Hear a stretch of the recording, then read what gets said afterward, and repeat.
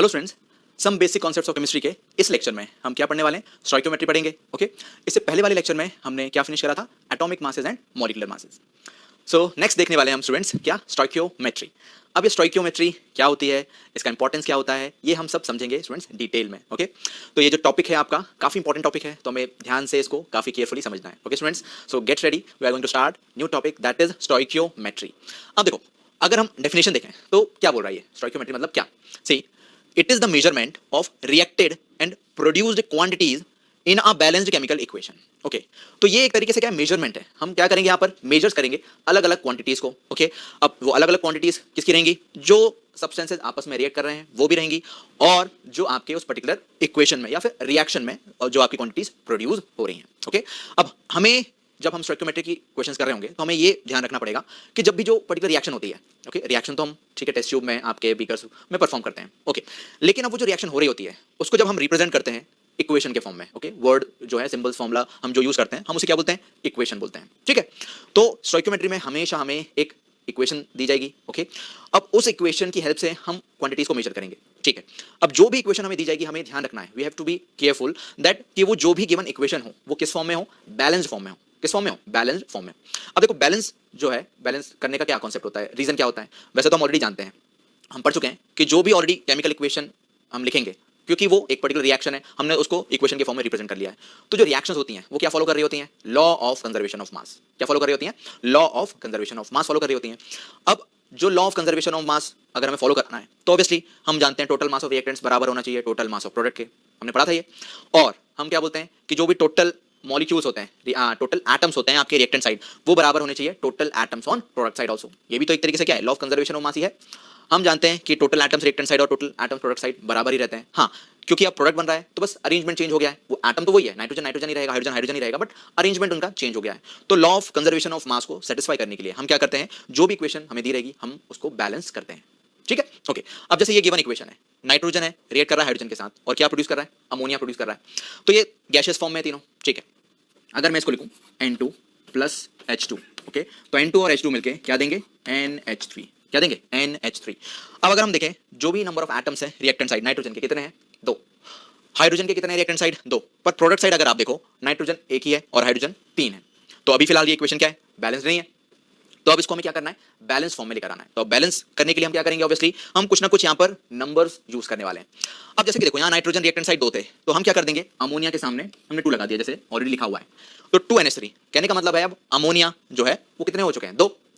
Nitrogen atoms अगर अपन देखें overall 1 into 2, 2 atoms हो गए, पर हाइड्रोजन एटम कितने हो गए? 3 2 6। कितने एटम्स हो गए? 3 2 6 हो गए। ओके, अब प्रोडक्ट साइड हाइड्रोजन 6 हो गए, पर रिएक्टेंट साइड तो कितने हैं आपके? 2 ही है। तो अब हम क्या करें? यहाँ पर एटम्स को बैलेंस करने के लिए हमने हाइड्रोजन मॉलिक्यूल के सामने क्या लगा दिया? 3 लगा दिया, यहाँ पर लगा हुआ है, तो 3 2 6। अब क्या हो गए आपके दोनों side, reactant side, product side, atoms जो हैं वो कैसे हो चुके हैं? बैलेंस हो चुके हैं। कैसे हो चुके हैं? बैलेंस हो चुके हैं। ठीक है, तो हमेशा जब भी हम स्टोइकियोमेट्री या स्टोइकियोमेट्री कैलकुलेशंस कर रहे होंगे तो स्टूडेंट्स हमें ध्यान रखना है कि जो भी इक्वेशन हमें यूज करनी है वो कैसी होनी चाहिए? बैलेंस्ड केमिकल इक्वेशंस होनी चाहिए। वो कैसी होनी चाहिए? Balanced chemical equation. ओके, अब क्यों होनी चाहिए उसके बारे में हम और समझते हैं। See, next we are going to see significance of stoichiometric coefficients.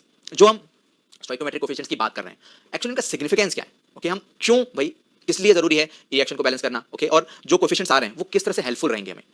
देखो स्टूडेंट्स, अगर हम बात करें पहली बात तो स्टोइकियोमेट्रिक कोफिशिएंट्स ये होते क्या हैं? जो भी केमिकल इक्वेशन हमें गिवन रहेगी, अब ऑब्वियसली हमें नंबर ऑफ एटम्स क्या करने हैं? बैलेंस करने हैं।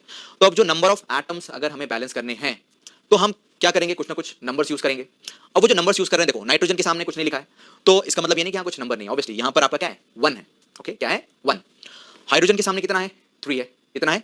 3। अब अमोनिया NH3 के सामने अगर आप देखो तो कितना है? 2 है। कितना है? 2। तो अब ये जो नंबर्स हैं 1 3 2, जो भी बैलेंस केमिकल इक्वेशन होगी उसमें ये जो नंबर्स रहेंगे, ओके, जो भी पर्टिकुलर मॉलिक्यूल के सामने ये जो नंबर्स लिखे हैं हम इन्हें बोलेंगे क्या? यही है स्टोइकियोमेट्रिक कोएफिशिएंट्स। यही क्या कहलाएंगे? स्टोइकियोमेट्रिक कोएफिशिएंट्स कहलाएंगे। ओके, तो इसमें क्या है? 1:3:2। क्या है? 1:3:2। ओके, नाउ तो स्टोइकियोमेट्रिक कोएफिशिएंट्स हैं 1:3:2। ये तो हमने समझ लिया कि ठीक है भाई ये स्टोइकियोमेट्रिक कोएफिशिएंट्स क्या है।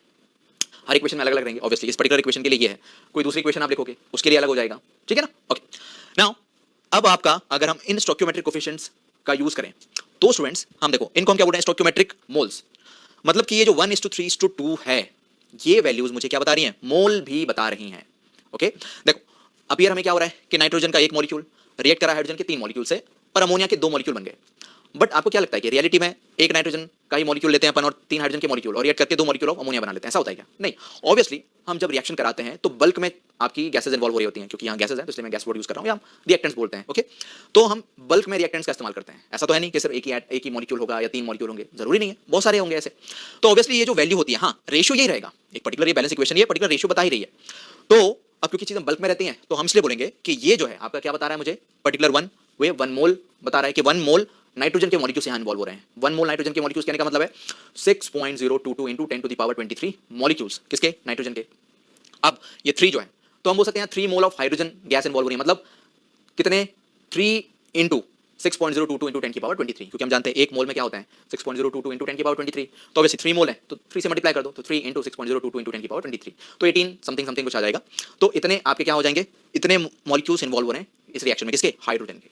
ठीक है, ओके। अब अमोनिया प्रोड्यूस हो रहा है तो हम वहां पर जो स्टोइकियोमेट्रिक कोएफिशिएंट 2 लिखा है तो हम बोल सकते हैं ऑब्वियसली यहां पर 1 मोल इन्वॉल्व हो रहा है, यहाँ 3 मोल इन्वॉल्व हो रहे हैं, तो हम बोल सकते हैं वहां पर 2 मोल अमोनिया बना है। अब 2 मोल अमोनिया में कितने सारे मॉलिक्यूल है, 2 इंटू कितना, 6.022 into 10 की पावर 23, कितना, 2 इंटू 6.022 into 10 की पावर 23। ठीक है ना, तो ये जो वैल्यूज हैं स्टोइकियोमेट्रिक कोएफिशिएंट्स हैं, इन्होंने हमें क्या बता दिया, इन्होंने बता दिया हमें कि जो पर्टिकुलर आपके ये वैल्यूज हैं ये हमें क्या है, इतने नंबर ऑफ मॉलिक्यूल्स मतलब मोल्स ऑफ सब्सटेंसेस इतने इन्वॉल्व हो रहे हैं। अब अगर मोल आ गया यहाँ पर, अगर अपन मोल यहाँ पर मोल की बात कर रहे हैं तो अब ये मोल और हमें क्या इन्फॉर्मेशन दे सकता है। अब देखो ये जो वैल्यूज हैं किस तरह से हेल्पफुल हैं, अगर यहाँ पर अपन मोल के टर्म्स में हम समझ लें, मैंने समझ लिया 1 मोल नाइट्रोजन का, 3 मोल हाइड्रोजन के और 2 मोल अमोनिया के।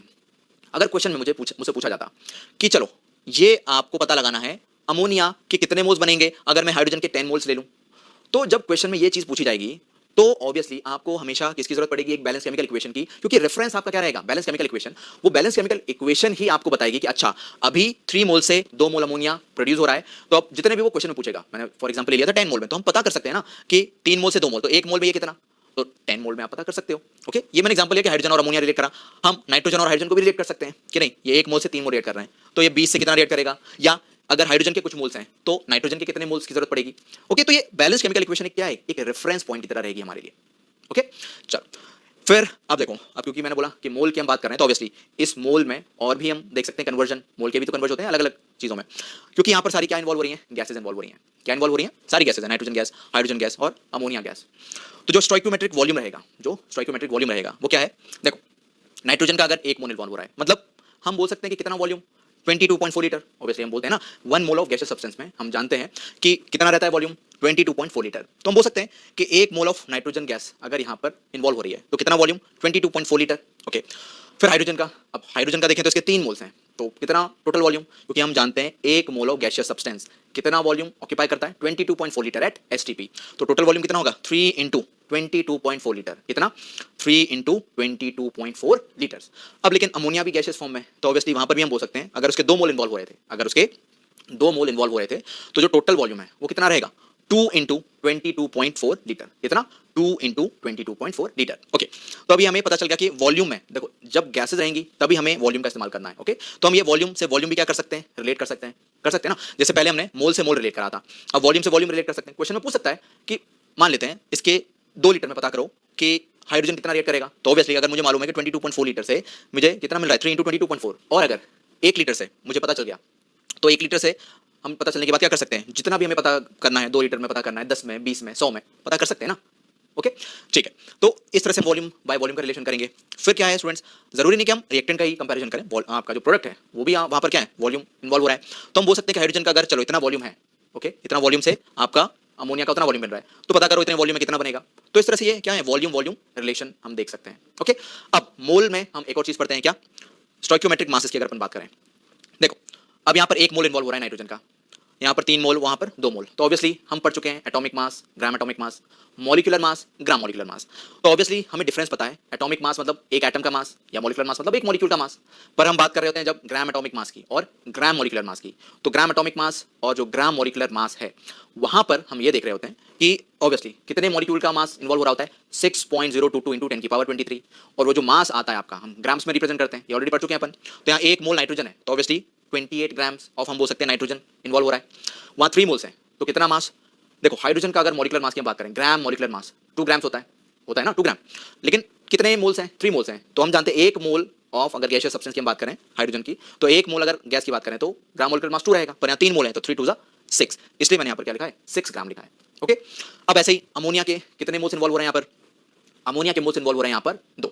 कितने मोल्स इन्वॉल्व हो रहे हैं? 2 मोल्स इन्वॉल्व हो रहे हैं। ठीक है, तो 1 मोल, ओके, 1 मोल अमोनिया का अगर मास की बात करें कितना रहेगा? 14 + 3 17 रहेगा, 14 + 3 17। तो 14 + 3 अगर 17 है तो ऑब्वियसली 2 मोल का कितना हो जाएगा? 17 × 2, टोटल हमने लिख दिया 34 ग्राम। अब फिर अब मास बाय मास का रिलेशन हमें निकालना है। ओके, अगर मास बाय मास का रिलेशन मान लेते हैं हाइड्रोजन के ऑब्वियसली 6 ग्राम से अमोनिया कितना मिल रहा है? 34 ग्राम। तो मुझे पता करना हो इसके 3 ग्राम से इसका कितना बनेगा, पता कर सकता हूं मैं। मुझे 1 kg भी अगर हाइड्रोजन का दे दिया जाए तब भी हम पता कर सकते हैं अमोनिया कितना बन रहा होगा। तो ये जो है आपके रिलेशन है, मोल का रिलेशन, वॉल्यूम का रिलेशन, मास का रिलेशन, ये हम यूज करेंगे जब हम क्या कर रहे होंगे? स्टोइकियोमेट्रिक कैलकुलेशंस जब हम कर रहे होंगे। ओके स्टूडेंट्स, तो यही चीजें हमें ध्यान रखनी कि हमें अब क्वेश्चन में डिपेंड करेगा कि वो मास से मास पूछना चाह रहा है या मोल से। हम ये भी रिलेट कर सकते हैं, मोल से मास को रिलेट कर सकते हैं, वॉल्यूम को मोल से रिलेट कर सकते हैं, इस वॉल्यूम से इस मास को रिलेट कर सकते हैं। ओके, तो ये चीजें जो रहेंगी क्या करेंगी? हमें हेल्प करेंगी जो स्टोइकियोमेट्रिक क्वेश्चंस हैं उनको सॉल्व करने में। ओके, नाउ नेक्स्ट पॉइंट ये है, stoichiometric coefficients of a balanced chemical equation tells us about the ratio in which moles of reactants react and moles of products form. Okay, जैसे मैंने already बता दिया कि जो स्टोइकियोमेट्रिक कोएफिशिएंट्स हैं वो हमें क्या बता रहे होते हैं कि कितना मोल किसका रिएक्ट करा और कितने मोल प्रोडक्ट के बने। ठीक है ना? ओके, चलो नाउ ये चीज तो हमने समझ ली कि क्या है significance of stoichiometric coefficients. Hello friends, some basic concepts of chemistry के इस लेक्चर में हम क्या पढ़ने वाले हैं? स्टोइकियो